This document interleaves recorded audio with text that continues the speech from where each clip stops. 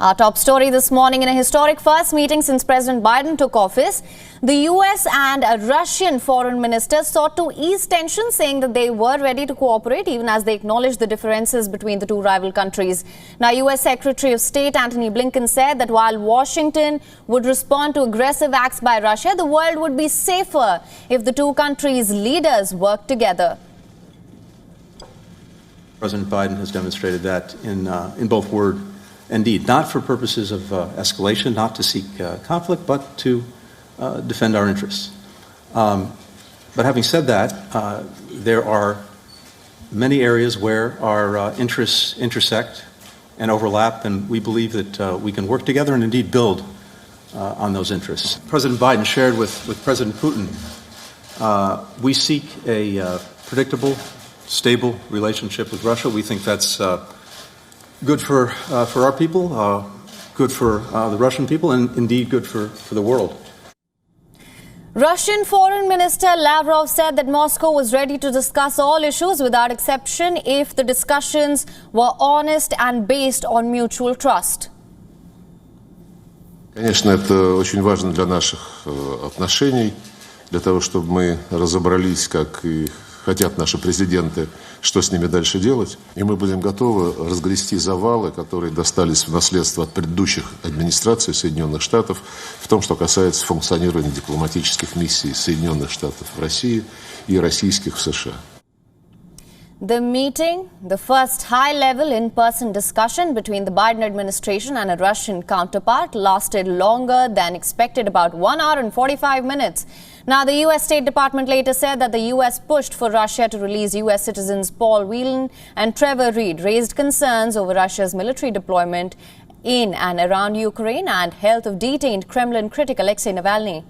Biden and Putin have agreed in principle to hold their first summit, possibly in June, in a European country. Blinken said he expected the summit to happen in the next few weeks. However, Lavrov cautioned that there were still some hurdles to cross. Now, a specific date and venue are likely to be announced in the days following the Reykjavik meeting, and ties between the two countries have been fraught since March, when Biden, not long into his presidency, said he regarded Putin as a killer, prompting Moscow to recall its U.S. ambassador for consultations. The envoy still has not returned. And now for more on this, WION correspondent Kate Fisher is joining us live from Washington, D.C. Thank you so much for joining us. Now, the two sides have agreed to ease tensions. What will that look like going forward? I'm sorry, could you repeat the question there? Of course, I'm saying something on the line. All right. Can you hear me now? Yes, I can. All right. What I asked you was the two sides have agreed to ease tensions. What will that look like going forward?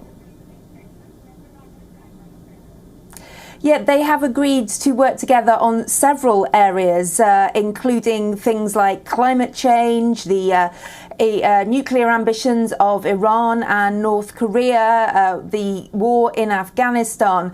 But there are still clearly many areas where the two sides have a very big difference. And both Sergei Lavrov and Antony Blinken acknowledged that. They both made it clear that they understood there were big differences, but they also made it clear that they did believe that there were areas that they could find common ground in. And we heard from a State Department senior official that the tone of the meeting was respectful. And although there were no major breakthroughs, this was more of a kind of scene setter, if you like, a chance for the two men to discuss a wide range of topics, both those topics that they find considerable, that they want to work together on, and also things that are difficult between them. Things like Alexei Navalny, the treatment of him. He is the biggest opposition person in Russia, and Vladimir Putin has been criticized about his treatment of him. Also, Russian ambitions in Ukraine was brought up by the Americans, and they said that they wanted to see the release of the two US citizens being held by Russia. So there were points of contention, but also areas where the two could work together.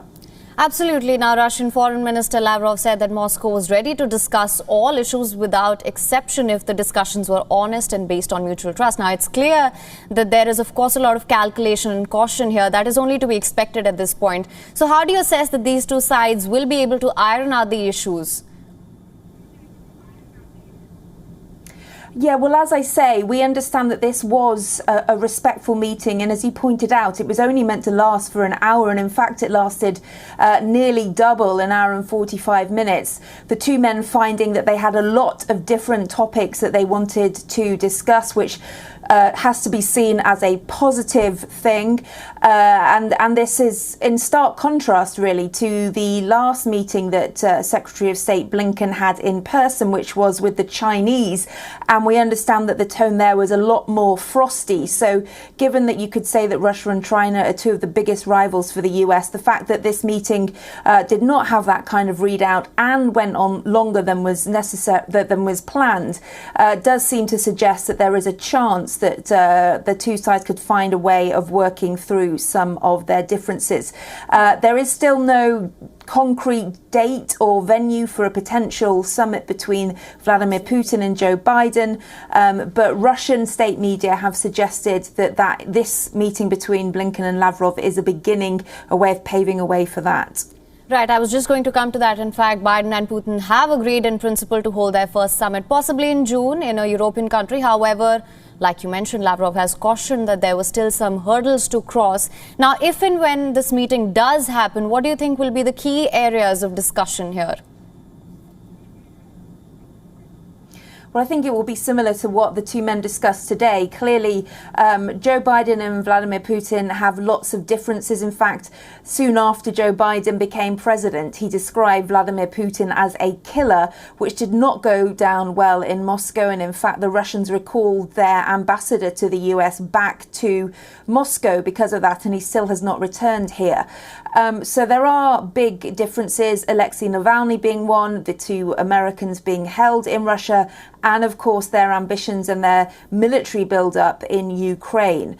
But Joe Biden will want to work with Vladimir Putin. He said he wants a stable and practical relationship with the Russian leader, that things will be much better if the two can find areas of common interest rather than aggression. And I don't think either side actually wants to see any kind of conflict. It wouldn't do either that much good. And things like climate change, for example, that is one of Joe Biden's major policy objectives, and he wants every country in the world to be on board with that. So there are areas where they can find a way to get along. All right, Kate, thank you so much for joining us with all those details. WION is now available in your country. Download the app now. Get all the news on the move.